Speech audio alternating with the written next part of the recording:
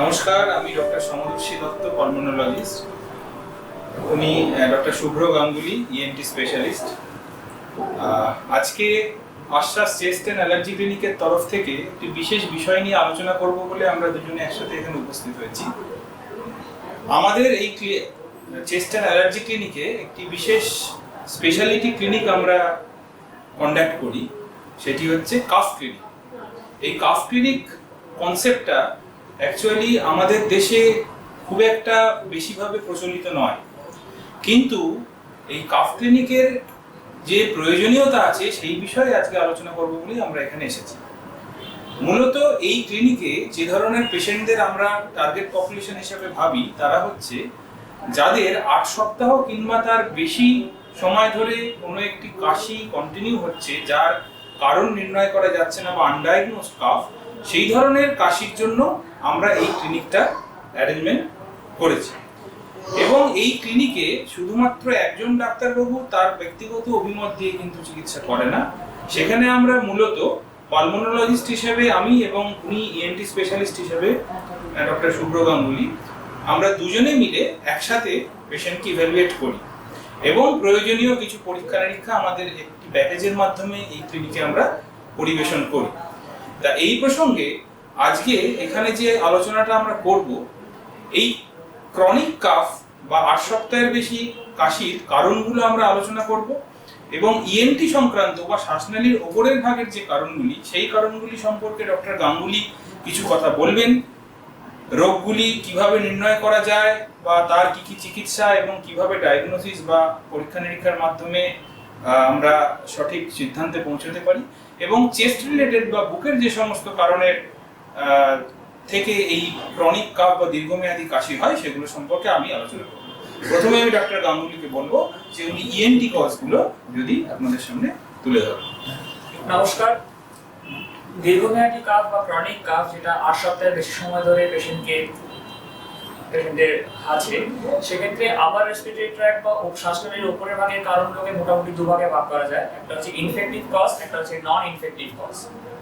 Infective কজের মধ্যে chronic tonsillitis, chronic pharyngitis, adenoid hypertrophy, chronic allergic rhinitis থেকে post nasal discharge ইত্যাদি কারণগুলো mainly এই ক্রনিক কাফ করে থাকে। নন ইনফেক্টিভ কারণের মধ্যে মেইনলি হচ্ছে ভোকাল অ্যাবিউজ, স্মোকিং, হাইপোথাইরয়েডিজম এবং গ্যাস্ট্রোএসোফেজিয়াল রিফ্লাক্স ডিসঅর্ডার বা ক্রনিক অ্যাসিডিটি হচ্ছে প্রধান কারণ।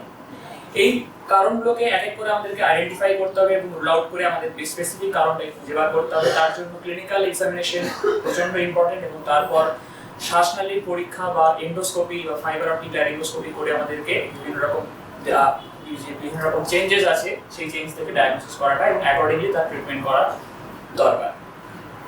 শ্বাসনালীর নিচের ভাগ এবং চেস্টের বিভিন্ন কারণ যার জন্য ক্রনিক কাফ হতে পারে সেই বিষয়ে ডক্টর সমদর্শী দত্ত আলোচনা করবেন। হ্যাঁ, তা শ্বাসনালীর ওপরের ভাগের কারণগুলো আমরা শুনলাম। এরপরে শ্বাসনালীর নিচের ভাগে বা চেস্ট রিলেটেড বেশ কিছু কারণ থাকতে পারে যার থেকে এই দীর্ঘমেয়াদী কাশির উৎপত্তি হতে পারে। এই কারণগুলোকেও আমরা কয়েকটি ভাগে ভাগ করি, যেরকম ইনফেক্টিভ কজ, আর লাংয়ের মধ্যে যে কজগুলো নন ইনফেক্টিভ যে কারণগুলো, সেগুলোকে আবার আমরা অবস্ট্রাকটিভ এবং রেস্ট্রিকটিভ এই দুভাগে 3 ভাগ করতে পারি। ইনফেক্টিভ কারণের মধ্যে অর্থাৎ কিনা বিভিন্ন জীবাণু সংক্রমণের ফলে যে কাশির উৎপত্তি হয়, তার মধ্যে আমাদের দেশে যদি দীর্ঘমেয়াদী 2 সপ্তাহের বেশি কোনো ইনফেক্টিভ কাফ আমরা পাই, তাহলে মূলত টিউবারকুলোসিসের কথা ভাবতে হয়। সেক্ষেত্রে স্পুটাম এক্সামিনেশন করাটা ভীষণ জরুরি এবং তার সাথে চেস্ট এক্সরে অবশ্যই ভীষণভাবে কার্যকরী হয়। নন ইনফেক্টিভ কারণের মধ্যে আমি যেটা বললাম, অবস্ট্রাকটিভ এবং রেস্ট্রিকটিভ দুরকম হতে পারে। অবস্ট্রাকশন মানে শ্বাসনালীর বাধা, শ্বাসনালীর বিভিন্ন অংশে বাধার ফলে কাশি হতে পারে। চওড়া শ্বাসনালীর বাধা হতে পারে বা সরু শ্বাসনালীর বাধা হতে পারে। কারণ অ্যানালিসিস করতে গেলে মূলত দুভাবে আমাদের এই অবস্ট্রাকটিভ এয়ারওয়ে ডিজিজ উৎপত্তি হয়। যেরকম অ্যাজমা হলে একটি অসুখ যেটার মূল কারণ হচ্ছে অ্যালার্জি, যেটা কিনা এপিসোডিক ফর্মে অর্থাৎ বারে বারে ফিরে ফিরে আসে। বয়সের কোনো ব্যাপার নেই, ছোট থেকে বড় সবারই এই সমস্যা হতে পারে। আর আরেকটি কাজ হচ্ছে ধূমপানজনিত কারণে যে অসুখটি হয়, যাকে সিওপিডি বলে, যেখানে ধূমপানের ফলে দীর্ঘমেয়াদীভাবে ধীরে ধীরে শ্বাসনালীগুলো শুরু হয়ে যেতে থাকে, তার থেকেও এই দীর্ঘমেয়াদী কাশি হতে পারে। রেস্ট্রিকটিভ কজ অর্থাৎ কিনা ফুসফুসের সংকোচন প্রসারণে বাধা কিছু কিছু কারণ থেকে হতে পারে। তার মধ্যে একটা কারণ হচ্ছে ফুসফুসের বাইরে যে শ্লেষ্মাঝিল্লি আছে বা প্লুরা যাকে বলে, সেই প্লুরাল ক্যাভিটির মধ্যে যদি ফ্লুইড জমে তাহলে তাকে প্লুরাল ইফিউশন বলা হয়। এই প্লুরাল ইফিউশন বা বুকে জল জমা যেটা আমরা সাধারণভাবে বলি, তার থেকেও এই দীর্ঘমেয়াদী কাশি হতে পারে।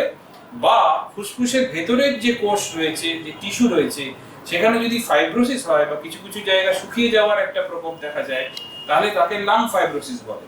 এবং এই লাং ফাইব্রোসিসের আবার অনেক কারণ থাকতে পারে, সেই লাং ফাইব্রোসিস থেকেও দীর্ঘমেয়াদী কাশির উৎপত্তি হতে পারে।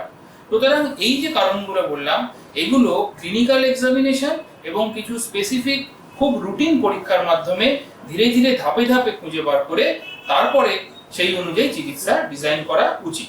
এবং সেটাই আমরা এই কাফ ক্লিনিকের মাধ্যমে করে থাকি, যেখানে কিনা আমরা দুজনেই পেশেন্টকে দেখি, আমরা দরকার পড়লে দুজনে একসাথে বসে আলোচনা করি এবং এক্স্যাক্টলি কোন পেশেন্টের ক্ষেত্রে কি কি পরীক্ষা প্রয়োজন সেটা আমরা অ্যানালাইজ করে অ্যাসেস করে স্থির করি এবং সেই অনুযায়ী পরবর্তী আমাদের প্ল্যানিংটা এগিয়ে চলে।